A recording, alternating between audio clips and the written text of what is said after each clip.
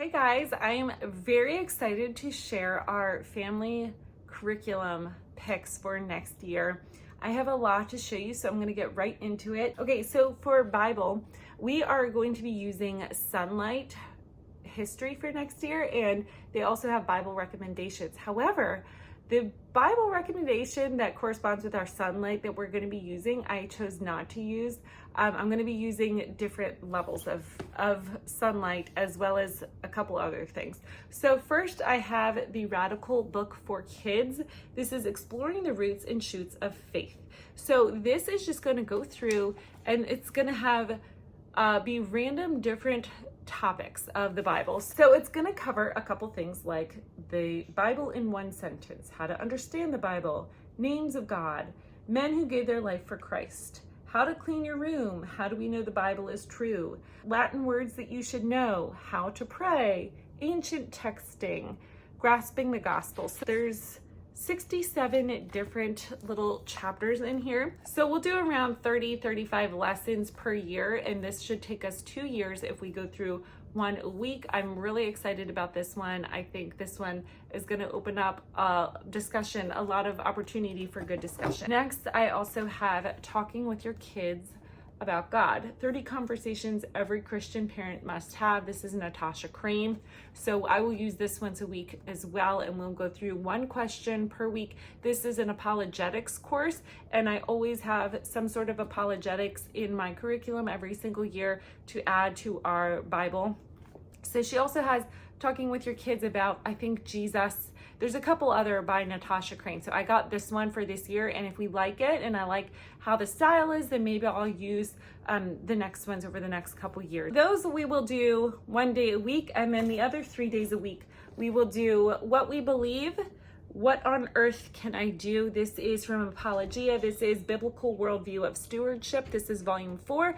There is 4 books in this series, and this will be our last year doing them. And so my girls, I know, will be a little bit sad to finish this series. The first one was Who is God? The second one is Who Am I? Basically a biblical worldview of self. The third one is Who is My Neighbor? And then this one is about the world in general. What is new this year is with, as they always have the journals, and I never got them before. And I wish we would have at least this year gotten them, maybe not in the past years, but this year we definitely could have done the journal. So I got this for my older daughter, and then my middle daughter, who's going into 6th grade, saw it and she's like, I want one too. So I'm gonna get another one for her. And this is just adds a little bit more information to what they're learning about, and kind of goes into deeper discussion in details, and ask good question and allows them to write it down. We do a lot of oral discussion here in our homeschool, but I think there is something to be said about writing it down. I don't think we will do every single thing that's in here, but we will do the majority of what's in here. And so that will be for all of us, but my older two, specifically 6th grade and 8th grade, will be using the journal. History is gonna look a lot different this year than it has in the past. We're changing things this year. We have always done history together. And I figured when my oldest daughter, who's going into 8th grade next year, I figured when she was in like 10th grade or so, we would probably separate. But it's just, I'm really realizing it this year that we just need to, now has to be the time. It's just to the point where if I do everything together, I'm holding her back and I'm pushing my other girls ahead, and it's just getting frustrating. And so she's going to do her own history, my 8th grader, and then my 6th grader and 4th grader are doing their own history. Now you may be like, that's not very practical of you, and I totally agree. Well, to an extent, it sounds like it's gonna be a lot of extra work, but I think it'll work out great. I've already figured out like how our schedule will work, that we can kind of make it work for ourselves.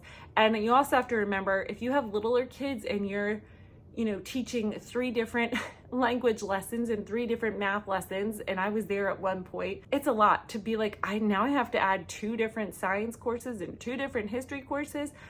We did everything group subject while my kids were little, because you do have to do so much, because when you have little kids and you're doing all of the teaching for every single thing and teaching people how to read and listening to reading and all of that, I get it. That is so teacher intensive, and that takes much of your time. But my girls are older.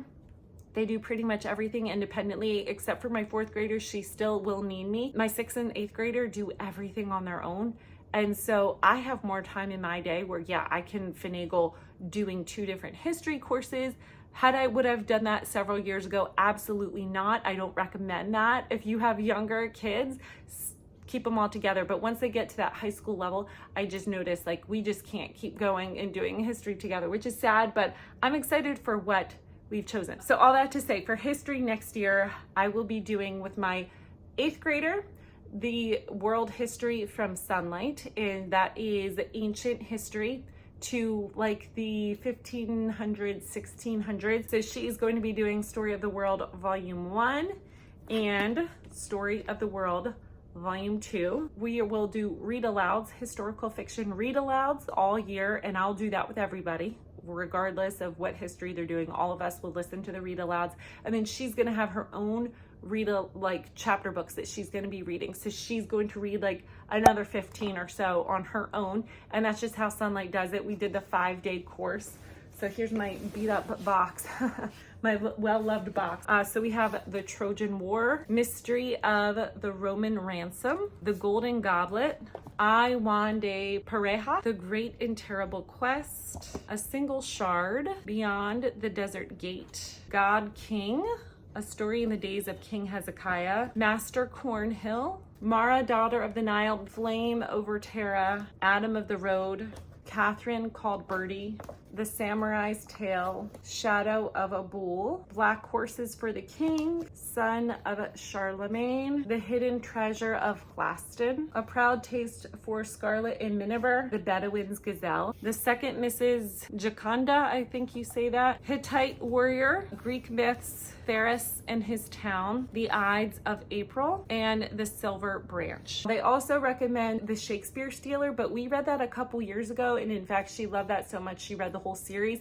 So she was like, I don't mind reading it again, but she's already read it. And so I have a couple just Shakespeare, like they're very condensed, they're chapter books, but they have picture in them. And so they're probably like elementary level, but I'm gonna assign her like 3 or 4 of those Shakespeare books so that she can kind of just get an idea what these famous Shakespeare plays are about. This is part of history too.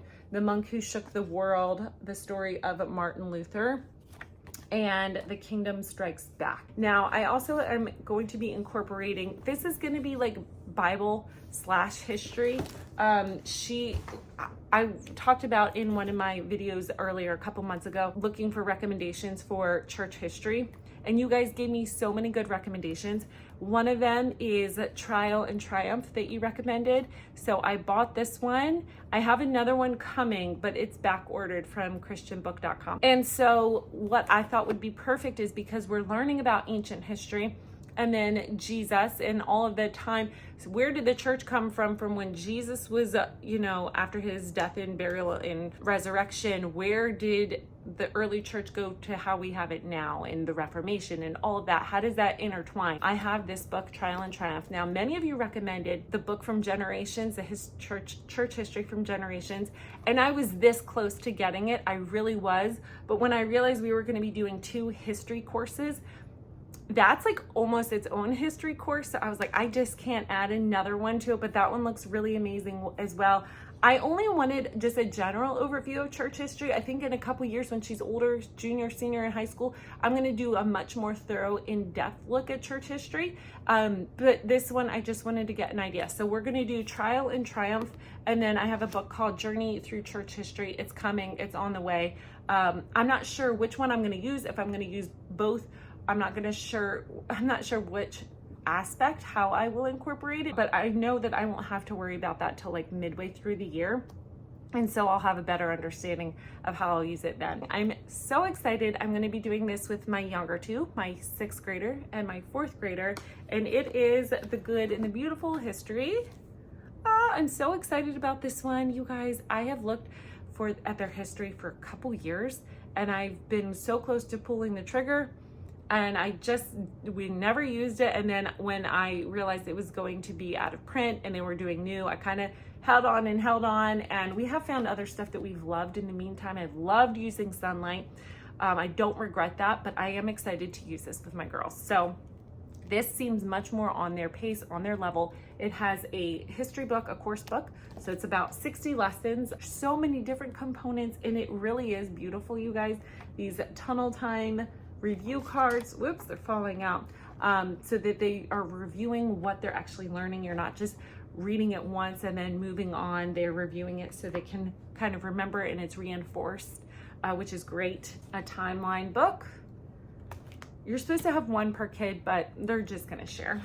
And the big book of history stories is gonna have different historical fiction, like basically in picture book form, which we really love. Like, even though they're a little bit older, I don't know, I just love historical fiction picture books. And then we have maps and images. So there's going to be different, like, medieval European city. It's going to have houses, a manor houses, a peasant cottage. So it's just going to have different things to just visually, so that they can kind of get a better idea. And then we also have grades 3 through 6. Now this is going to be a student explorer. This is just going to be like little activity sheets. I love it. It's in color. It's going to just reinforce what they learned. They still love doing activity sheets. My older daughter is going to do the 7th and 8th grade. Now she's only in 6th grade, but she asked for the 7th and 8th grade because it has different activity extensions. So for example, she's going to do all of the same activities that we do, me and my 3rd grade or 4th grader, but on the days that we're not doing history. So, you know, the 2 days a week that we're not doing history, she will do this extension. So she'll read it on her own, a front and a back page, and then she will do the activity that corresponds. And that way she just feels like she has a couple days of history where she's doing it on her own. She likes doing things independently and on her own, but I just wasn't ready for her to do history on her own. She asked if she could do it. I was like, no. You do a lot on your own. Like, we're gonna do this together. And then my daughter in 6th grade, she wanted to have some historical fiction that would correspond with the history too. So she's gonna be doing this on her own. So she will be reading Adara, I think it's Adara, Boy of the Pyramids, The Bronze Bow. Now, what The Good and the Beautiful does is it goes from ancient history to modern history all within a year. It's not covering every single thing. It's just going to focus on different aspects. So, for example, it's going to cover ancient Egypt, and then maybe year 2 would cover ancient Rome, and then maybe year 3 would cover ancient Greece or whatever. So it's going to go through the whole sweep of history, and then each year, it's a 4-year course, is going to focus on different aspects in that time frame. So then the Renaissance era would be Door in the Wall, Joan of Arc, Warrior Saint, Robin Hood of Sherwood Forest. And then the revolutionary part, she will be reading Meet George Washington, Fever 1793, and Tree of Freedom. And then for the modern part, she will be reading Victoria, Portrait of a Queen. This is it's got pictures in it, but it's also just, it reads more like an informational than like a fiction. But I think that she'll really enjoy that one. Nori Ryan's song, this is about the Irish potato famine. And then Children of the Storm. It's an autobiography about the Cold War and how she comes to Christ. And so that will be my 6th grader's historical fiction that will go with that. And again, we're not reading that all together. She's going to be reading that on her own. But I just wanted to share as part of our group subject, because that's kind of what's going to correspond. If you're looking for, you know, maybe ideas, if you want to do The Good and the Beautiful and you wanted some ideas, they also have on their website ideas of different read alouds that you can do for your kids. Our last thing is kind of, I just call it like extras, but it's things that we will be doing just once a week that I will kind of rotate. So that can be like critical thinking, that can be poetry, that can be music, art. So this year we are doing the Tuttle Twins books. I don't know, there might be 15 of them. I have like 11 or 12 of them. And this is just books on government, economics. So it's just gonna give my girls a kind of introduction to that type of thing. So I have, again, multiple of these. I just got them on eBay. And what I plan on doing is just reading about one of these in like 2 or 3 sittings. We'll just get through as many as we can this year. But again, we'll just read these once a week. And then another thing we will read, I think I'm gonna read this every day. This is another recommendation from Sunlight, but it's from their like level, I don't know, 2nd or 3rd grade. But we just like more fun, lighthearted poetry, and there's like beautiful pictures in here. We're just not all about the stuffy poetry. It's just not for us. So we like fun, and then my girls will like all the pictures in here. It's a really pretty book, and so they will enjoy doing that. I think we're just gonna read one poem every single day instead of having it once a week, but I'm not sure. Things are always subject to change, but that's the plan for now, so we'll see. And then lastly, I have a child's introduction to art. This is the world's greatest painting and sculptures. The beginning of the book, it's going to talk about art history, Greek and Roman art, ancient art, medieval art, and then it's going to talk about some different famous painters. So Michelangelo, Leonardo da Vinci. Then it will bring up to modern artists like Andy Warhol, Jackson Pollock. And so it will just go through and we can see some of their famous paintings. So that will just be once a week. And then I have one more thing. It's on its way. It's in my eBay cart. I just have to order it. It's called Beautiful Girlhood, and there's also a companion guide that goes with it. I found it on the Heart of Dakota. I want to say it's Heart of Dakota website. They have the cutest little website. Oh my goodness, curriculum company. It's so sweet and cute. But I saw this on one of their recommended for one of their courses, and the description says it's something like practical wisdom for building godly character for teenage girls from a biblical worldview, biblical perspective. And so it's just things like to talk with a mom, to talk with their daughter about. And I think they have a boy version of that. I don't know what it is because I only have girls. And so I'm excited for that. And so we'll do that once a week too. And so that will be like 3 days a week of extra. I just call them extras. So art, character building, and then the Tuttle twins, which is like government and economics. And that will be 3 days a week. And then that gives us a 4th day for just flex if we don't have time to get to one of those subjects. And then the 5th day will be co-op, which I don't plan on doing any of that anyway on co-op days. I know it seems like a lot of reading, but a lot of this my daughters will be doing on their own. And so it seems like it's a lot, but it actually has been okay. We did it this year and it's been good. The reason I do a lot of subjects is because we only do it like 10 minutes, 5, 10, 15 minutes, and then history we maybe do like 20 minutes at a time. And so it breaks it up a little bit. It doesn't seem like it's so long, at least not all the time. And it's been working well. I thank you so much for watching. If you like this video, you could give it a thumbs up and subscribe if you want to see more homeschool style content. And I thank you for being here. You have a good day. Bye.